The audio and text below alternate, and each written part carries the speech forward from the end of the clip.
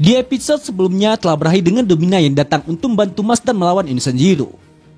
Hingga setelah Domina berjuang melawan Insenjiro dengan sekuat tenaganya, pada akhirnya perjuangan Domina itu pun telah memberi waktu bagi Ryo dan kawan-kawan untuk membawa Mas kabur dari sana. Nah, kira-kira akan seperti apa kelanjutannya? Tonton terus video ini sampai selesai. Kakatte koi, Komi-yaro. Cerita berlanjut dengan kelompok Mas yang terus berlari mencari jalan keluar dari tempat itu untuk segera membawa Mas kepada Meliador. Sementara Ryo yang menyadari bahwa waktu sudah berlalu cukup lama sejak Mas kehilangan jantungnya. Menurutnya keadaan ini bisa jadi semakin gawat untuk mereka. Karena jika Insenjiro sampai menangkap mereka semua, maka tamatlah sudah bagi mereka. Namun tepat ketika Ryo baru saja mengatakan bahwa mereka tidak boleh membuang waktu lagi. Sialnya di sini, pelarian mereka pun malah harus terhenti karena jalannya telah diblokir dengan reruntuhan bangunan dan butuh penyihir kuat untuk menyingkirkannya. Di sini kita pun dapat melihat Orter yang menyuruh semuanya untuk mundur karena dialah yang akan menghancurkan tumpukan batu itu dengan sihir pasirnya. Tapi setelah Orter berhasil menyingkirkan tumpukan batu itu dan menyuruh teman-temannya untuk cepat pergi dari sana, secara mengejutkan, tiba-tiba saja Orter pun malah langsung terjatuh dan memuntahkan darah hingga membuatnya tidak bisa melanjutkan perjalanan itu lagi. Dot kemudian bertanya kepada Orter apakah dia baik-baik saja. Hingga setelah Orter menjawab bahwa dirinya akan segera menyusul. Di sini semuanya pun kembali melanjutkan perjalanan mereka lagi, meskipun tanpa Orter. Finn merasa mereka pasti akan baik-baik saja selama tidak ada apapun lagi yang terjadi, hingga mereka bisa membawa Mas ke tempat Meliador. Namun karena di lain sisi Insenjiro tentunya tidak akan membiarkan mereka bisa kabur begitu saja. Lagi-lagi mereka pun malah kembali dikejutkan dengan pasukan Insenjiro yang mengejar mereka dari belakang, hingga membuat mereka tidak bisa lari lagi karena semuanya juga sudah terluka. Bahkan meskipun Len sudah mencoba menghentikan pasukan itu dengan menggunakan sihir gravitasinya, pada kenyataannya, serangan Len itu tetap tidak berdampak sama sekali terhadap pasukan tersebut, karena kekuatannya benar-benar sudah habis dan justru dialah yang harus menerima serangan telak dari musuhnya. Melihat situasi ini, Finn sangat sadar bahwa mereka tidak akan bisa menang melawan musuh sebanyak itu, karena mereka tidak dalam kondisi bertarung dan harus melindungi Mas juga. Hingga di saat situasinya sudah semakin terdesak dan mereka tidak punya pilihan lain, pada akhirnya, Orter pun memutuskan untuk menghancurkan lantai yang ada di sana demi melindungi kelompoknya dari kejaran para monster itu. Walaupun Orter harus mengorbankan dirinya sendiri untuk bertarung melawan mereka. Dari kejadian itu sontak telah membuat Len dan Dot jadi sangat khawatir dan juga bertanya-tanya sebenarnya apa yang ingin dilakukan oleh Orter. Lalu ketika Dot mendengar Orter yang menjawab kalau dirinya akan menahan para monster itu sendirian, di sini Dot pun kembali mencoba menghentikan Orter dengan mengatakan, "Tapi lihat jumlah monster sebanyak itu, ditambah lagi kau juga terluka. Ini tidak rasional Orter, kau akan mati." Namun karena Orter ini sudah tidak peduli lagi mau dia akan mati atau tidak, dia yang saat itu sudah sangat yakin dengan keputusannya kemudian menjawab, "Tidak rasional katamu, itu salah. Keputusanku adalah berdasarkan dari fakta bahwa melindungi Mas Bandat merupakan tindakan yang paling logis. Jadi sekarang pergilah." Mendengar jawaban Orter barusan, Dot dan kelompoknya hanya tampak diam saja tanpa bisa membantah keputusan Orter lagi. Hingga ketika mereka mendengar Ryo yang mengajak mereka untuk segera bergerak. Sebagai salam perpisahan dari mereka, saat itu Dot dan Len sekali lagi ingin mengatakan kepada Orter bahwa Orter tidak boleh mati, karena masih banyak yang harus dia ajarkan kepada mereka berdua. Sampai saat ini baik Dot maupun Len keduanya masih tampak ragu untuk meninggalkan Orter sendirian di sana. Namun setelah mereka mendengar Orter yang memuji kinerja mereka berdua yang berhasil mengalahkan Epidem sang saudara ketiga, pada akhirnya Dot dan Len bisa melanjutkan perjalanan mereka kembali, asalkan Orter mau berjanji bahwa dia pasti akan menyusul mereka. Yang mana setelah ada salah satu monster yang mengatakan kepada Orter, "Penyihir yang sudah sekarat ingin melawan kami semua, tentunya kau akan mati." Di saat itu juga, salah satu monster itu langsung saja melancarkan serangannya kepada Orter dengan memukuli wajahnya, hingga membuat Orter terjatuh dan berlutut di hadapan mereka.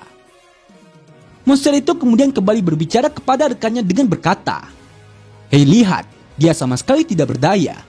Ayo kita habisi dan bunuh dia. Kau akan mati sia-sia bodoh." Di sini kita pun dapat melihat Orter yang sekali lagi harus menerima serangan telak dari para monster itu, sembari berkata di dalam benaknya, "Bahkan walaupun Mas Bandat selamat, kemungkinan kami untuk menang masih sangat kecil. Mempertaruhkan nyawaku demi menunda hal yang tidak terelakkan. Jika diingat-ingat lagi, itu bukanlah hidup yang buruk." Selama ini aku selalu mencoba melakukan hal yang paling logis, tapi mungkin aku salah.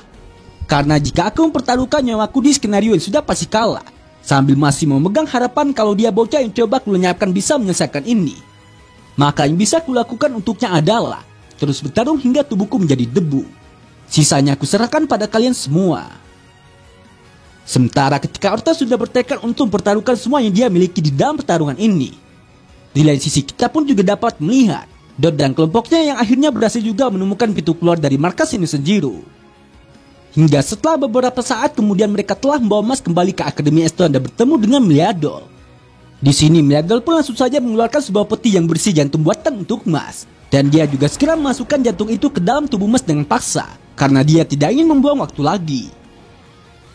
Meliadol mengatakan ini adalah jantung buatannya yang dibuat dengan digitalis oleh seorang penyihir hutan timur yang bernama Wizarding. Organ ini memiliki tingkat penolakan yang tinggi dan penerimanya akan membutuhkan istirahat total selama 66,6 jam. Bahkan walaupun transplantasinya sukses, jantung itu paling lama hanya akan memberinya waktu 1 minggu, dan setelah itu dia akan mengalami rasa sakit yang luar biasa hingga akhirnya membunuhnya. Lalu ketika Meliadol mendengar Finn yang mengatakan mereka tidak mungkin bisa menunggu selama itu hingga Innocent Zero menyerang mereka lagi, di sini Meliadol pun kembali mengatakan kepada mereka kalau begitu kita tidak punya pilihan selain bertahan. Karena aku yakin Mas pasti juga sedang berjuang sekeras kita. Namun siapa sangka, tidak berselang lama setelah Meliadol baru saja mengatakan hal itu, tiba-tiba saja mereka pun memang langsung dikejutkan dengan Innocent Zero dan Ochoa yang muncul di sana, sembari berkata, "Aku merasakan keberadaan Mas Bandit di sini. Apa dia di belakangmu? Ayo serahkan dia." Mendengar hal itu, Dot pun langsung menjawab tentu saja mereka tidak akan pernah mau menyerahkan Mas kepada Innocent Zero. Bahkan meskipun Innocent Zero sudah melancarkan serangannya kepada mereka dengan energi sihir hitamnya, sontak Innocent Zero pun malah dibuat terkejut dengan Meliadol yang ternyata masih dapat menangkis serangannya barusan hanya dengan menggunakan tangan kosong saja. Sementara ketika Meliadol mengatakan hingga dia pulih sepenuhnya Mas ada dalam perlindungannya, di alam berbeda kita pun dapat melihat ada jiwa Mas yang sedang tersesat dan juga bertanya-tanya, sebenarnya ini di mana? Hingga setelah Mas sudah sampai di depan pintu gerbang kematian dan bertemu dengan seorang dewa, sang dewa itu pun kemudian bertanya kepada Mas, "Apa urusanmu kemari, hai manusia?" Mas menjawab, "Aku sedang mencari jalan pulang." Namun ketika dewa itu memberitahunya bahwa Mas sudah mati, dan Mas malah kembali mengatakan seriusan seolah-olah dia tidak percaya dengan kenyataan itu. Sontak sang dewa itu pun jadi tampak terkejut saat melihat reaksi Mas yang tidak seperti dugaannya. Mas kemudian bertanya kepada dewa itu, "Bisa tidak kau membuatku tidak mati lagi? Karena masih ada urusan yang belum aku selesaikan, yaitu aku harus mengembalikan kedamaian di dunia ini." Mendengar hal itu, sang dewa pun juga langsung menjawabnya dengan mengatakan, "Aku bisa saja mengirimmu kembali, tapi dengan satu syarat, kau harus meninggalkan hal yang paling kau sayangi." Lalu ketika dewa itu mendengar Mas yang bertanya sesuatu yang aku sayangi, sang dewa itu pun kemudian kembali mengatakan kepada Mas, "Ya, kau akan mendapatkan kesempatan untuk hidup lagi. Tapi walau hanya untuk sementara kau masih harus membayarnya, karena di dunia ini tidak ada yang gratis. Pertukaran terjadi setiap kali kehidupan melakukan tindakan. Hidup itu sendiri adalah serangkaian pertukaran. Kau akan mendapat kesempatan untuk mengembalikan kedamaian. Tentu saja harga persyaratannya akan setara dengan kesempatan itu. Menurutku harga yang setimpal untuk itu adalah hal yang paling kau sayangi. Jadi bagaimana? Apa yang akan kau bayarkan kepadaku?" Mas yang mendengar pertanyaan dari dewa tersebut, dia pun langsung saja menyerahkan kue krim kesukaannya kepada dewa itu, karena kue ini adalah sesuatu yang paling dia sayangi. Namun tanpa disadari oleh Mas, berhubung sang dewa menganggap kue itu bukanlah hal yang paling Mas sayangi, saat itu sang dewa pun langsung saja mengeluarkan banyak tangan dari dalam pintu gerbang kematian itu untuk menarik tubuh Mas ke dalamnya sembari berkata, "Hal yang paling kau sayangi adalah ikatan yang kau miliki. Setelah pintu itu menelanmu, dia akan mengambil semua ingatan akan teman-teman dan juga keluargamu, dan mereka juga akan melupakan dirimu. Sekarang tinggalkanlah semuanya. Hanya setelah itu aku akan memberimu kesempatan yang kau minta." Mendengar hal itu, tentu saja Mas tidak akan pernah mau memberikan hal yang paling dia sayangi jika itu menyangkut soal teman dan keluarganya. Jadi meskipun sang dewa itu sudah memberitahunya, percuma saja Mas mencoba melawan aturan di sini, karena pintu itu berada di luar dimensi fisik. Di sini Mas tetap saja berusaha membuka pintu itu dengan paksa menggunakan kekuatan fisiknya, hingga membuat dewa itu jadi sangat terkejut dan meneteskan keringat dinginnya, karena dia tidak menyangka akan ada manusia yang bisa melakukan hal itu. Lalu setelah Mas berhasil meloloskan dirinya dari dalam pintu itu dan memutuskan semua tangan yang membelenggu dirinya, dengan entengnya Mas pun kemudian berkata, "Aku tidak bisa memberimu hal yang paling kusayangi, tapi aku masih membutuhkanmu untuk membalikan aku hidup kembali, oke?" Bahkan meskipun sang dewa itu pun kembali mengatakan kepada Mas, "Apa kau tidak dengar apa yang aku bilang tadi?" Di sini Mas tetap saja tidak peduli dengan hal itu dan langsung menjawabnya dengan berkata, "Aku dengar sih, tapi aku tidak begitu bisa memahami masalah untuk rugi dan rumit macam itu." Mendengar hal itu, sang dewa pun sekali lagi menarik tubuh Mas ke dalam pintu tersebut dengan tangan-tangan dalam jumlah yang lebih banyak daripada sebelumnya. Sang dewa sangat yakin kali ini Mas pasti tidak akan bisa meloloskan dirinya dari sana dengan jumlah tangan sebanyak ini. Namun tanpa diduga oleh dewa tersebut, karena Mas ini masih saja menolak untuk mengikuti aturannya diberikan kepadanya. Kali ini Mas tidak hanya memutuskan tangan-tangan itu saja, tapi dia sekalian menghancurkan pintunya juga. Padahal pintu itu katanya sudah berdiri selama berbagai milenia. Mas kemudian berkata, "Aku hanya ingin hidup damai dengan semua orang, dan aku tidak akan berhenti sampai aku mendapatkannya. Jadi kumohon bantulah aku untuk hidup lagi." Sang dewa yang saat itu tidak pernah menyangka kalau manusia sekuat Mas sampai membungkuk di hadapannya untuk mohon agar bisa hidup lagi. Pada akhirnya dia pun jadi luluh dan mau mengabulkan permintaan Mas dengan mengatakan, "Baiklah, selama berbagai milenia aku belum pernah bertemu dengan orang sepertimu. Jadi anggap saja kau berhasil membujukku. Aku akan mengirimmu kembali. Dunia di luar tempat ini sedang dalam ambang kehancuran. Karena itu aku akan memberikan syarat baru untuk kau kembali. Kau harus menyelamatkan dunia itu. Aku juga tidak akan bisa apa-apa jika manusia yang membuat perjanjian denganku menghilang selamanya."